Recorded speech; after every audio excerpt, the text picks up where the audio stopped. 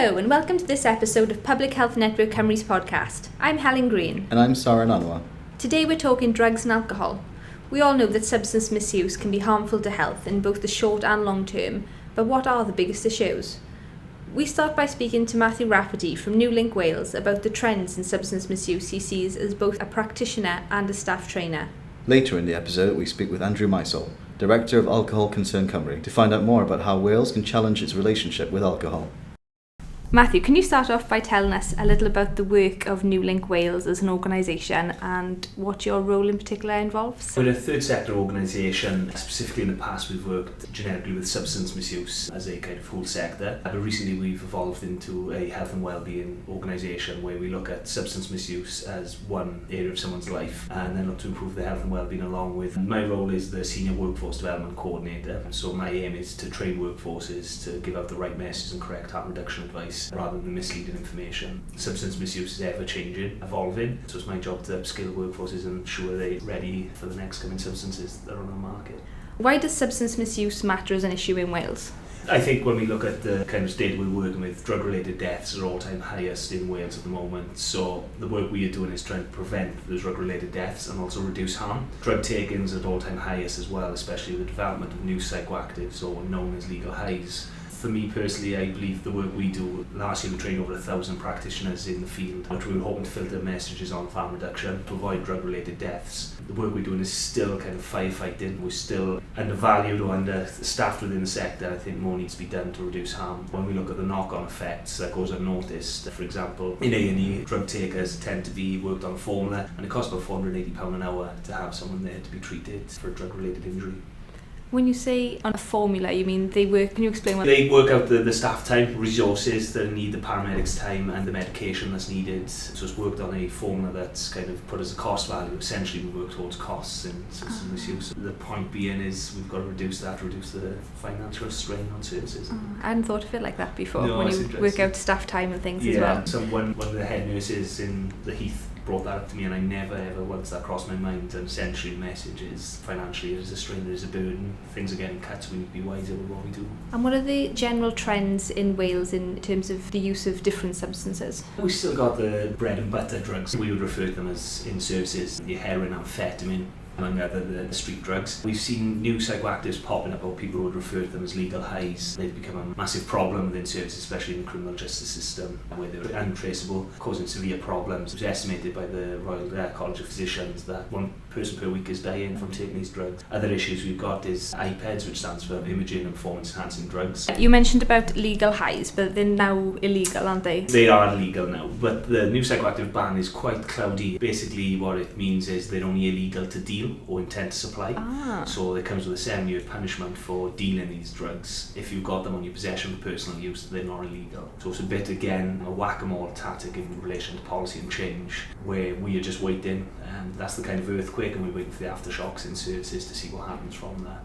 Resources and reports are telling us that in China, which was the main producers of these chemicals, restricting their laws on the production of them. So we are hoping to see a reduction on these chemicals. What's worrying for us, how many people are going to come through services because they need help. So you mentioned about the production in China. Is that linked to people buying them from the internet rather than Absolutely. from traditional dealers? Or? Absolutely. Typical pathway would be big warehouses, typically in countries such as China. There's reports of it moving down to Vietnam as well, where the laws are a little bit less stringent, and then they would be shipped off into other countries where head businesses would take over and then sell them as products and run as a business. Massive profits being made within head shops, we used to call them, and they would turn over a fair bit of profit really to kind of fund their business. So it's interesting.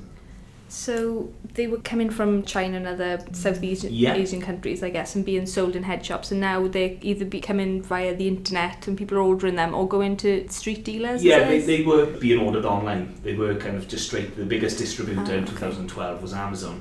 They didn't realise they were distributing the substances, but a buyer would just sell the drugs, send them off, sell them for something they wasn't to bypass the law, and then consumers would just take the drugs, not knowing the consequences, not knowing what chemicals were in there, but they were sold as mimetics or street drugs. I think I remember seeing something in the media about this, but how they were advertised as plant.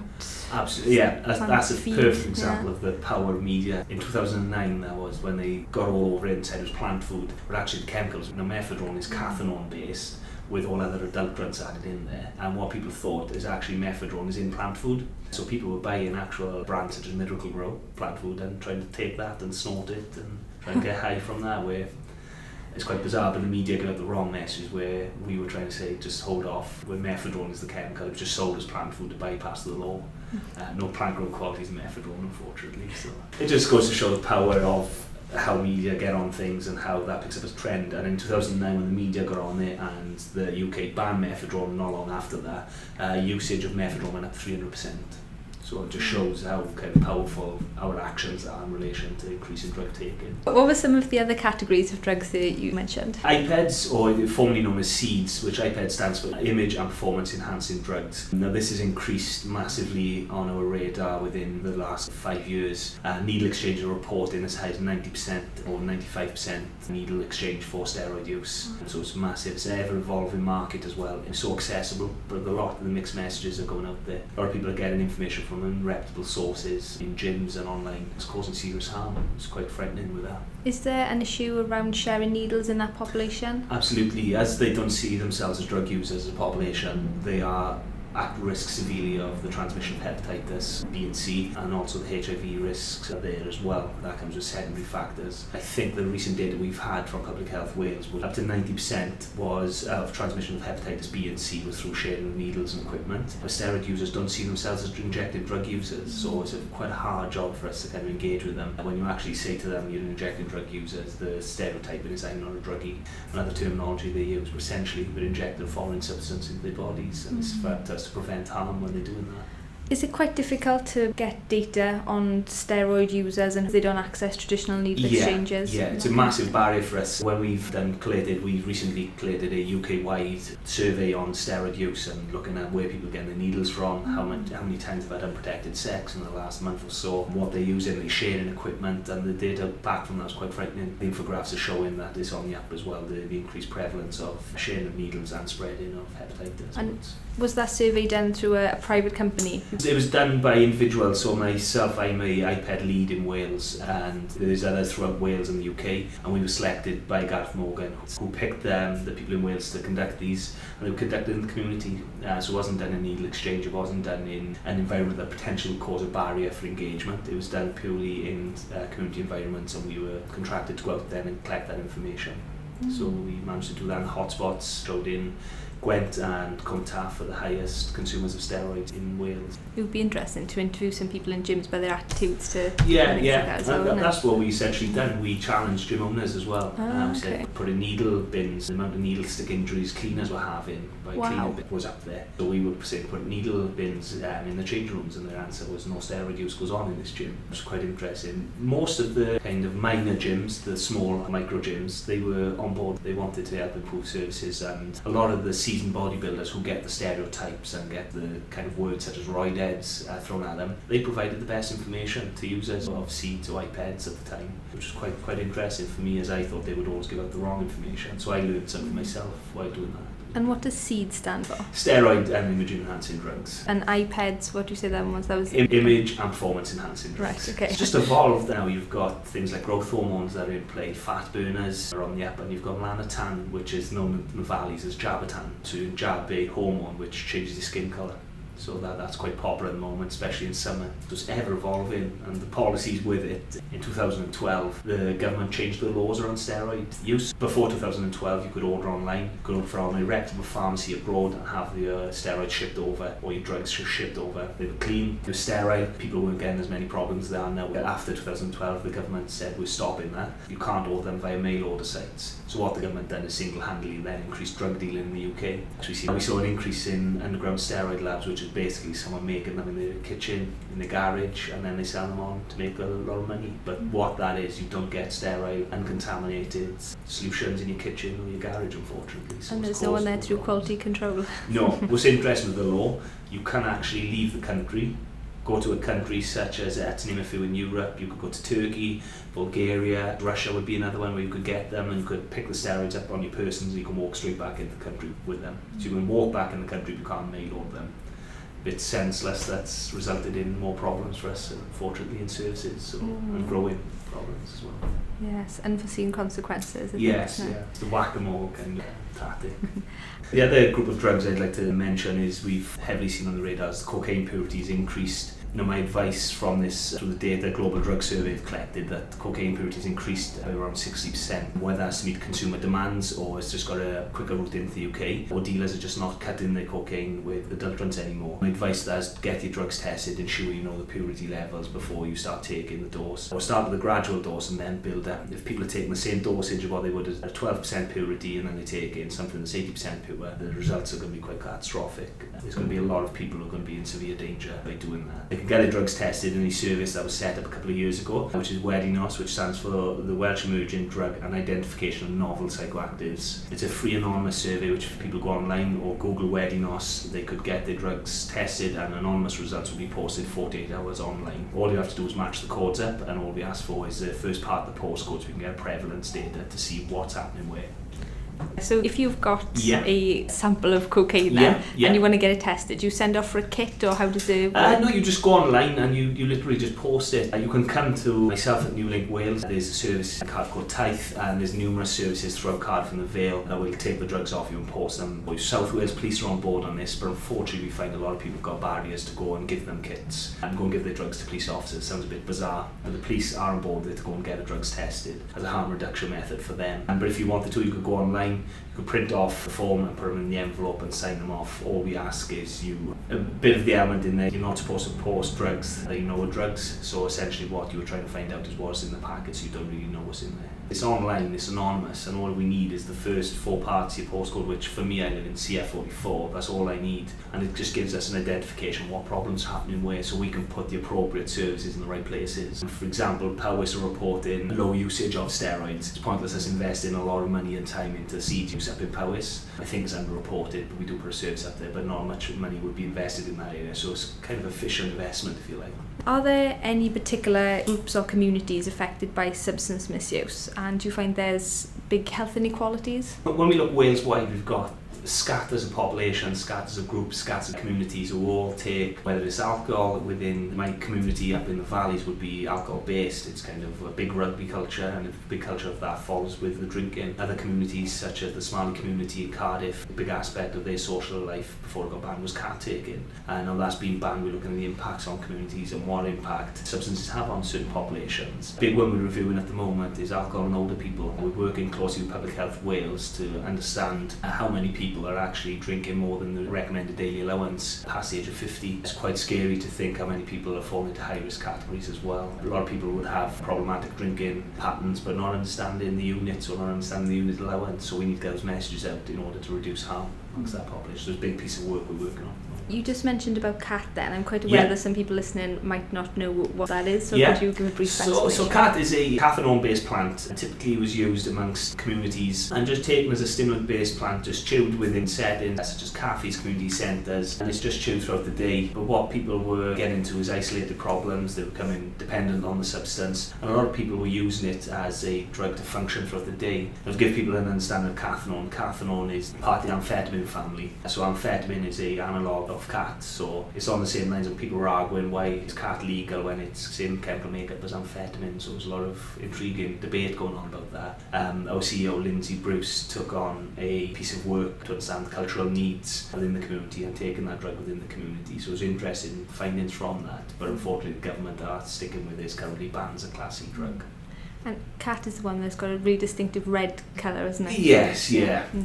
I haven't done much research on it, I've just been picking elements up, but one thing that struck me, and again, is how we jump to policies and jump to conclusions before really thinking them out. Reports come back from working with a gentleman in the community. He was saying that the plant was valued at something between £2 and £5 before it got banned, and now prices are up to about £40 a plant. So single-handedly we've passed the market to drug dealers again.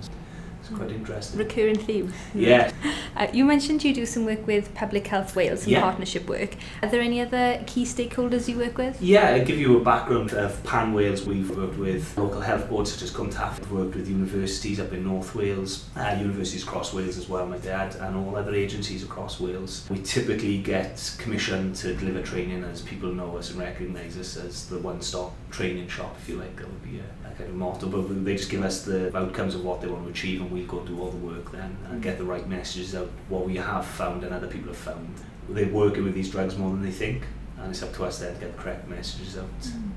And also with some more community partners from what you've mentioned as well, for example, doing the work with the gym users. Yeah, absolutely. The gym users is one, the most recent one, but something I'm working on at the moment in the Alcohol and Older People project is looking how can we get the alcohol units out to older people who are not necessarily going to engage with your drugs and alcohol service. The perfect example, if I had retired and I was drinking excessively, not knowing I was drinking excessively, why on earth would I go and engage with the drugs and alcohol service when I just see the word drugs? And so a big piece of work we're working on is trying to engage community-based workers, such as bus drivers, taxi drivers, shop owners, even bingo callers, just to get the appropriate harm reduction messages about unit allowances so people can calculate the units and make useful reductions. We found out that even reducing your drinking by 1 unit a week is beneficial for health, so it's just getting that more efficient message out instead of us trying to firefight all the time. Yeah. What do you find is the biggest or most common misconception with substance misuse? The biggest misconception for me personally, my experience, I've worked with service users directly on frontline and I've worked secondary with them. Also I've worked with professionals in the sector. I've also worked with families and other useful connections with service users who's taking drugs. The biggest misconception I think people don't understand is they believe it's an X equals Y theory to drug taking. You've chosen to take the drug, now come off it. It's not as easy as that. People need to start understanding the holistic approach to stopping or reducing people's drug taking. If you're asking people to give up a drug, what exactly are you asking them to change or give up?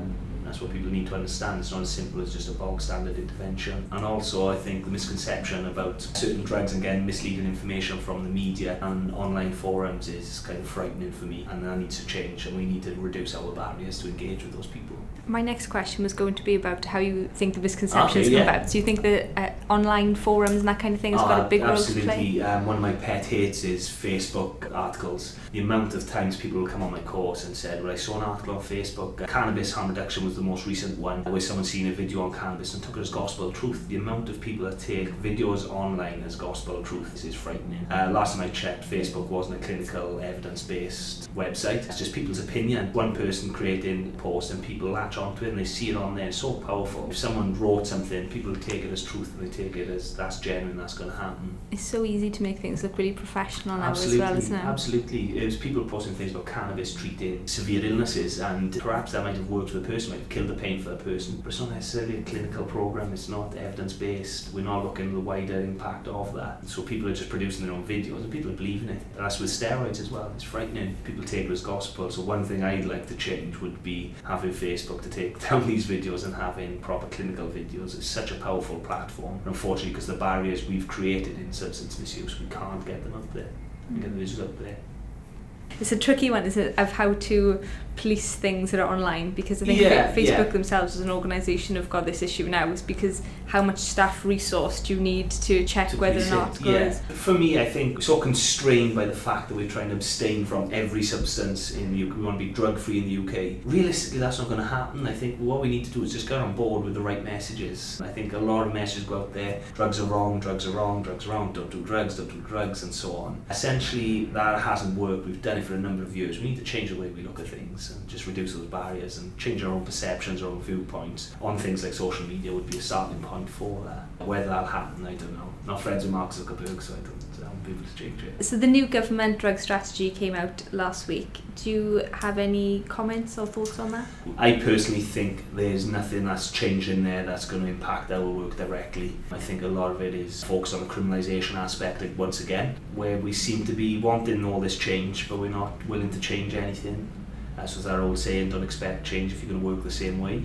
So it's quite interesting. I haven't read it fully, but I will be going into depth and seeing how that's going to affect certain areas. I worked with one of the professionals in the criminal justice sector. He said it's going to impact their work significantly. How that is, he doesn't know quite yet. There was an emphasis on reducing demand, and I thought that was quite interesting. So kind of what you mentioned earlier about working more holistically with communities to think what are the reasons that people are using these substances and what can we do to... As a country, I think as a whole, they talk about reducing demand. I think that's kind of shot in the dark. How do we know what the demand is when we're not willing to engage and talk about what the demand is? We're not willing to openly address substance misuse then, or openly address substance takers and ask them about their drug taking, what demands they need in. For me, regulating the market would be far more efficient than that, and understanding the safer drugs from the unsafe drugs. I was going to ask you why why you think people use drugs, but I think from what you've just Yeah. said, there's too many different reasons to categorise it. Absolutely. I mean, we all can relate to when we've had a stressful day in work. What's the first thing we say? We're going home to have a glass of wine or a can of beer. That is a continuous pattern. That is our drug to help us relax. We've got to look at alcohol as a drug. It is a drug. And other people are taking drugs for their own personal reasons. It may be just to take the edge off the day. They may smoke cannabis to take the edge off the day. And they may just take a recreation on the weekend because it's in their peer circle. It's all different reasons, and until we understand the holistic picture, I think we should be fighting for years to come as well. How do you think the impact of drug use compare with alcohol use in the UK? I think there's far greater problems with alcohol than drug use, and that's kind of evidenced. I think the acceptance and the social kind of norm with alcohol just doesn't set it apart from other drugs. Personally, I think if alcohol come on the market tomorrow, it would be a Class A drug from problems it's caused. But again, these messages are kind of misguided and misled because people are not having the right information in the right channels. Simple things like unit allowance would go a long way to reducing harm with alcohol. But I do think alcohol and other street drugs, they're on par with each other. It's just that we look at the illicit drugs and the legal drugs as a different subject. You've already mentioned market regulation, so I think you might come back to that. But Yeah. I was wondering if you had any key messages to get across to policymakers or researchers around this topic. I mean, for me, it's kind of the policymakers, I suppose, like reducing all the paperwork we've got to do and actually do the work that we're supposed to be doing. That will help no end. I accept the fact that we're just having a conversation with someone who's taken a substance and seeing how we can reduce harm with that person and reduce drug-related deaths, essentially. Thanks, Matthew. All right. Next, we visited alcohol concerns officers. As well as causing serious health problems, long-term alcohol misuse can lead to social problems such as unemployment, divorce, domestic abuse and homelessness. Alcohol Concern has been working closely with the Welsh Government since 2009 to help people in Wales to have a healthy relationship with alcohol. They undertake research into how alcohol is marketed, sold and consumed in order to make evidence-based proposals for change. Good morning, we're here on Museum Place with Alcohol Concerns Director for Wales, Andrew Misuse. Can you tell us a little bit about your role, what it entails and where you cover as well your remit? Well, I head up the organisation's operation in Wales. Alcohol Concern, now part of Alcohol Research UK, really covers the whole of England and Wales. And then we've got partner organisations like Alcohol Focus Scotland in Scotland, obviously, and we work with Alcohol Action Ireland. In terms of my role, I head up the organisation's work in Wales, which really covers a whole multitude of activities. We always say that drinking is a spectrum. It's not a matter of distinct drinking groups, your sensible drinkers, your street drinkers, your dependent drinkers, your binge drinkers. There's a whole spectrum of drinking going on there. We try to work across that spectrum and to recognise that any of us who drink may move across that spectrum and may move from relatively harmless to perhaps more harmful patterns of drinking.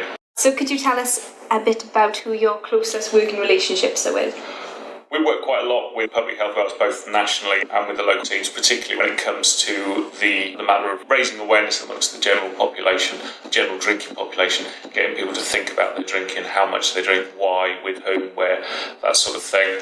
We work quite closely with the local substance misuse services. They obviously have an important role in terms of helping people overcome quite serious drug and alcohol problems. But they also have a whole population role. They are often the presence on the ground for those messages about sensible use of alcohol. We work with the Welsh Government obviously on national policy issues, things like the price of alcohol and setting the sort of general tone of the conversation around alcohol. And to be honest, we work with anyone who's interested in alcohol, which is more or less everyone. Most of the adult population uses alcohol. Most of us drink. Even those of us who don't drink are affected by that drinking behaviour and that drinking society.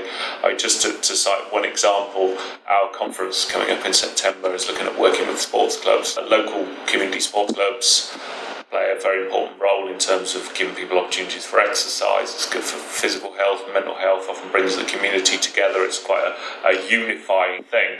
On the other hand, a lot of clubs, particularly in sports such as football, rugby, cricket, they depend quite heavily on the bar. There's nothing wrong with the sports club having a bar, but we know that alcohol can be problematic, so we really want to work with sports clubs to get them thinking, okay, the bar's there, how are we going to use it? Should we use it differently? Should we be selling different drinks, selling things at different times?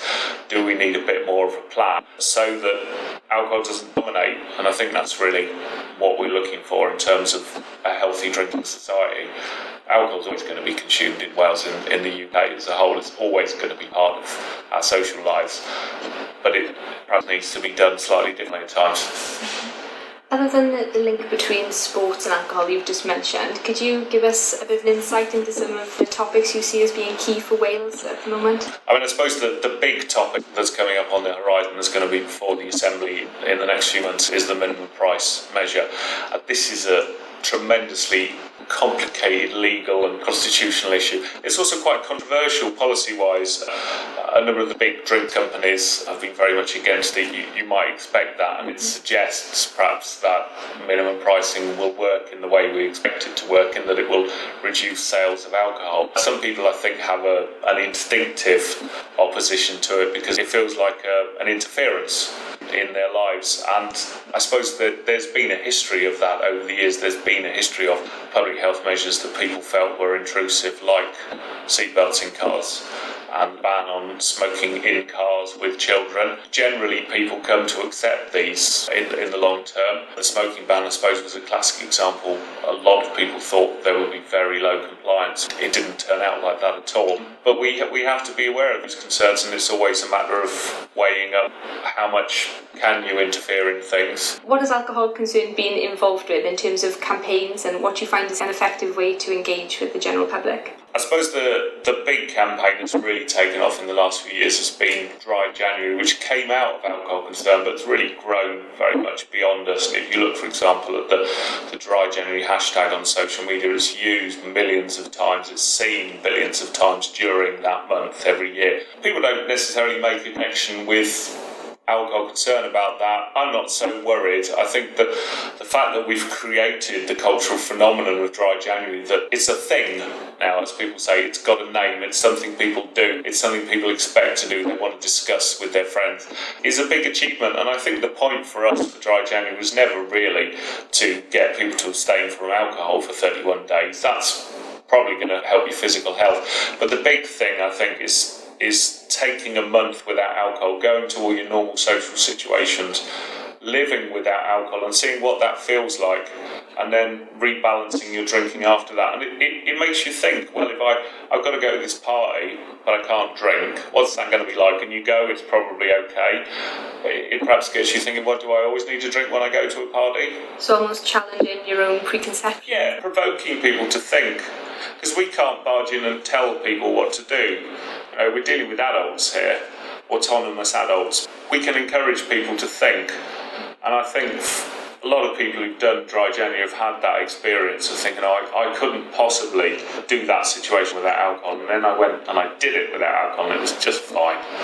So why did I always think I needed to drink before? Why is it that I always drink on Friday night or a Wednesday night or whatever it is? And how do you think that misconception has come about from people that they do need to drink to enjoy themselves? I suppose we're all habit prone. It's a strange one, isn't it? I mean, alcohol's quite dangerous, toxic, it's addictive, it's also very normal. And I think a lot of us are more in the habit of relaxing at home. We're in the habit of having our alcohol at home. And so it becomes more and more normal. It becomes more and more habitual to come home after a day at work, feeling perhaps a bit tired and a bit fed up, and to reach for the alcohol because you've got it there, you bought it reasonably cheaply at your local supermarket, you've got it in your house, and it's easy. And it is quite relaxing in the short term. And do you have any key messages that you would like to get across to policymakers or practitioners, just to finish off? I suppose the thing that we're finding more and more from our work, and I think this is a point that we make when we attend events, when we meet with people, is that you really do have to meet drinkers where they are. And when I say drinkers, I don't necessarily mean anyone's stereotype of a drinker. You have to meet people where they are. And I think we're realising more and more that we as an organisation, we can't change people's behaviour, we can't oblige them to change. And people won't respond well to being prodded or nudged even, especially if they realise that you're trying to nudge them, where you've decided, oh, well, I can't make a full frontal attack, I'm going to nudge them from the side. I think we have to recognise we're dealing with adults, we're dealing with people with their own concerns, their own feelings, with their own will and desires and hopes, and engage with them on that basis. None of us drink in a social or emotional vacuum. We all have our reasons for drinking, and we as practitioners need to recognise that. I think that we're dealing with humans, not numbers. Thank you for your time, Andrew. Okay. And we will include links to Alcohol Concern's latest publications in the description of the podcast. Right, thank you.